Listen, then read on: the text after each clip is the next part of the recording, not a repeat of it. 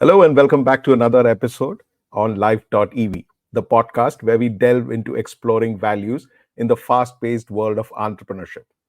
As India stands on the cusp of becoming the world's third largest economy, poised to enter the exclusive club of 5 trillion economies, uh, this is a huge opportunity for especially for entrepreneurs.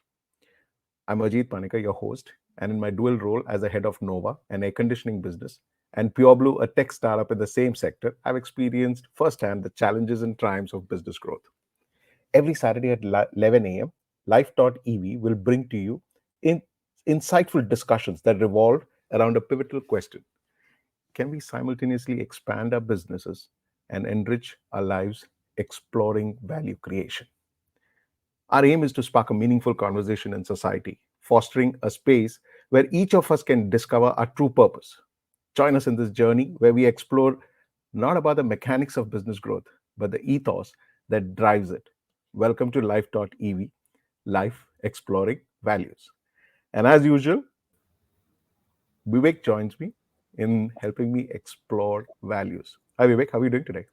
Very well, Ajit. How are you doing? Absolutely good.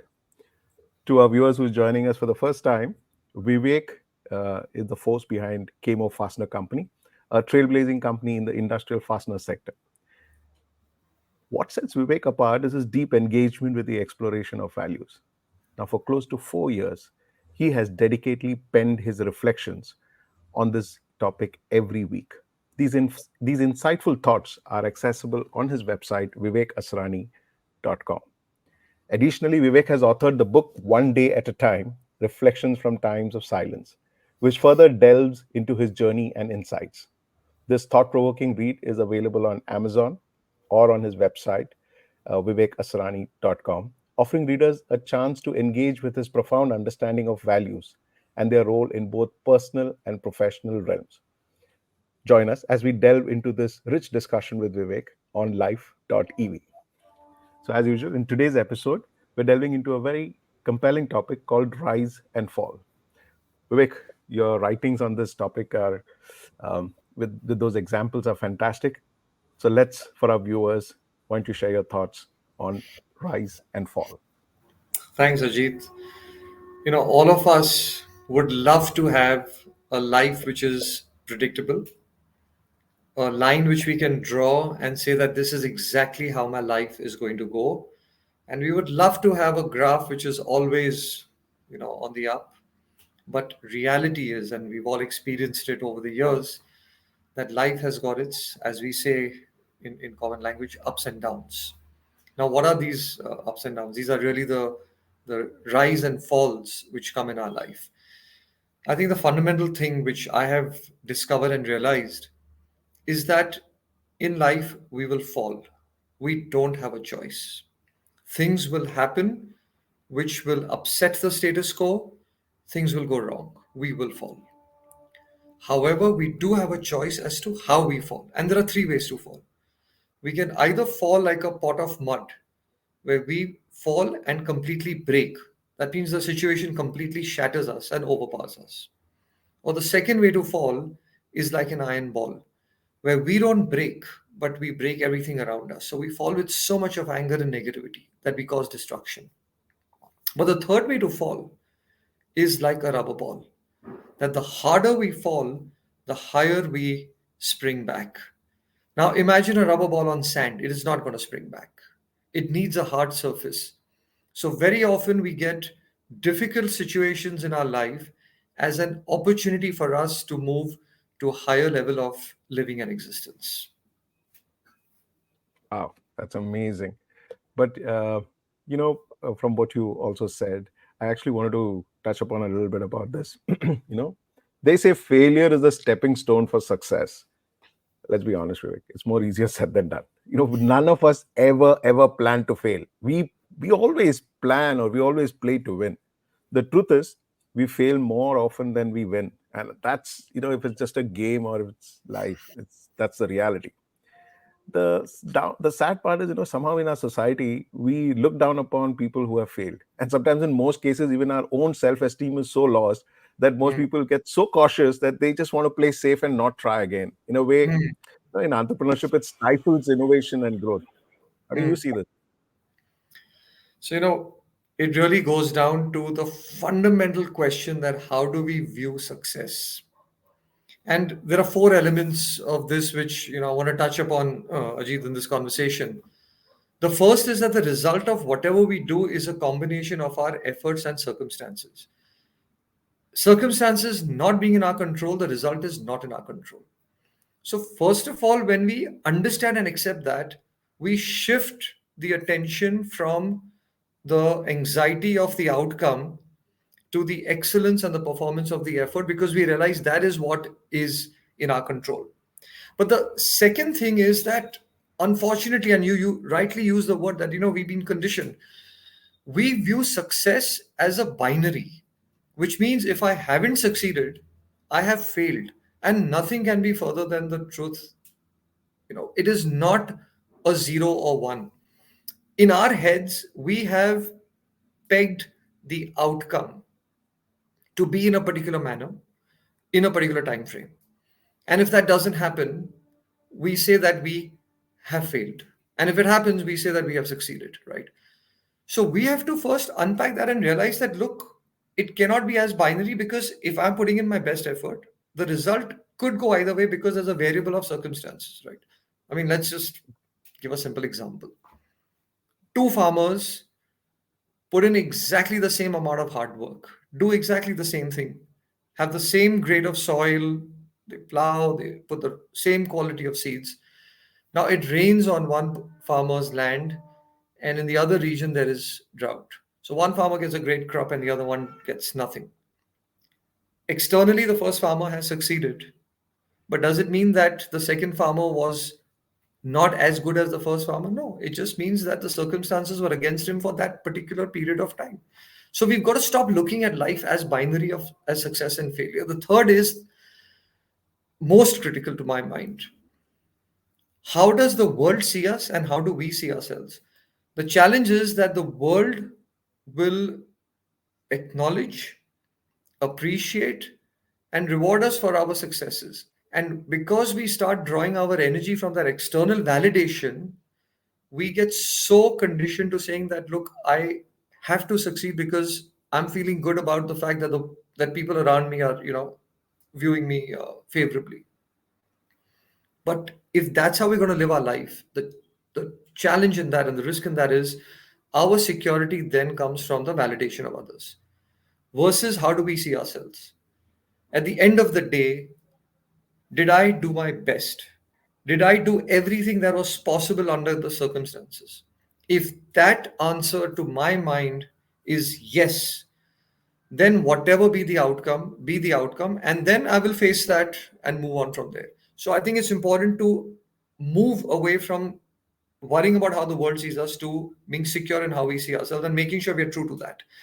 And the fourth element, which is extremely critical, is we have to also view this fall, or what we would normally call a failure, rather than looking at it as a failure, we've got to view it as a learning and an insight. So move away from being elated when things go our way and being depressed when they don't, to actually seeing what are the learnings and insights.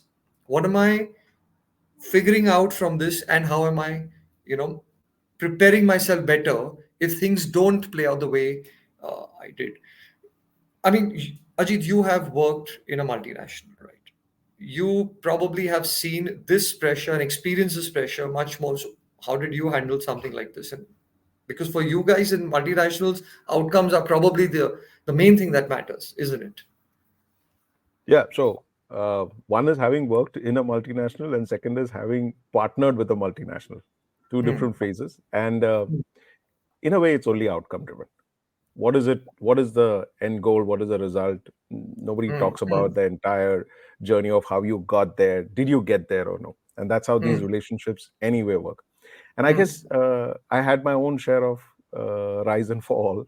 When it was a great partnership, we grew. I mean, we grew in multiples, and then Mm, suddenly everything just fell apart because the they decided that they could do it better. mm, Honestly, it's a very difficult moment because, like I said, you never plan to fail. You mm, never plan to fail. You lose your self-esteem in a very big way, and mm, that puts you into a corner. You feel you wasted time. You feel suddenly everything that you've built is just falling apart, and people who are also with you would get into a defensive mode. mm, I think at that point of time, what really helps is that if you can get your thoughts together and say that, okay, forget about everything. Can I just save this moment? Can I mm, just save this and make sure that I'm on firm footing? And mm, I guess that was a much better way to handle the situation. He says, forget what happens. We will see tomorrow. जो कल होगा देखा जाएगा. But right now, I need to be on a firm footing. Save the boat. Save, survive. And then once you get into that space, then you mm. think about pivoting. No, And which that's is not easy. Which is just yeah. not easy because when you now want to pivot, you have everybody who cares for you will tell you, aren't you happy with what you have? Why do you want to go back? Why do you want to even go back that path again? Just be happy with what you have. and I Mm, and yeah, but then if you have the drive you want to do, you pivot in a different direction, and it's fun. It's a learning curve because you come out much wiser and you understand certain things about life in a much better way. And yeah. and this is one of the things that even which you just said about the rubber ball. And that's a fantastic experience, the rubber ball on a very hard surface, and it Mm, bounces back in a very big way. uh, but it's good as a theme. uh, can we always do this ourselves, or because see, when that ball is bouncing back, it's never in your control, right? It's bouncing the way it wants to. So you might be excited that it's bouncing back, but it's probably bouncing back to a height which even you can't handle. So sometimes I just feel, don't you think it's better that you take help? You have somebody around you who can help you see through these bounces and through these dark spots. What we call as a mentor, a coach, somebody whom you trust. How would you look at that? yeah. No, for sure. I think reaching out is one of the best things that you can do, and in fact, that's been one of the most powerful influences in my life. But the one thing which I would say over here, Ajit, is that even when you are seeking help, before you seek help, there are two things we need to be very clear about. One is that we are playing to win for sure. So just because I say that circumstances are not in our control doesn't make us fatalistic and say that, okay, listen, anyway, it's not in my control, so what's the point of doing what my best? No, absolutely not. That's again picking up the wrong end of the stick. First things first, we are playing to win, which means we are giving it everything we have and doing our very best. But coupled with that is the acceptance that the result will play out the way it has to. The dice is going to fall the way it will fall, right? That prepares us for then seeking help. Because even when we seek help, if internally we are agitated and we are not willing to accept the fact that, look, things didn't work out the way I wanted, and we are fighting with ourselves internally, then no amount of external help is going to be, helpful to us. Now, to the point, should you seek external help? Yes, but again, it depends on the situation. In some situations, you want to reach out and get someone who knows you to give you a perspective which probably you don't have and show you something which you haven't considered and shine light on an area which is a dark spot in your thinking. But sometimes you also need to go deep within and lean on your inner guidance. So, in your times of silence, listening to that inner voice and seeing whether that is sparking off a thought to say, okay, this is what I probably need to do. So it could be, either reaching out or reaching within. Let me tell you what I went through. I was 16 when I started working. The factory which dad had set up by then was already running for 35 years. So I was entering a business, a nice small family business, a factory which was running. And in those days in 84, Having a factory was an advantage and a privilege, I would say. And after 10 years of being in the business, which means by then I was 26, I suddenly realized that this company, which has been around for 45 years, is going to shut down because we were competing with the unorganized sector. And I said, I can either become the best at being unethical and, like them, sell without invoices, cheat on quantities and quality, or I can move up the value chain.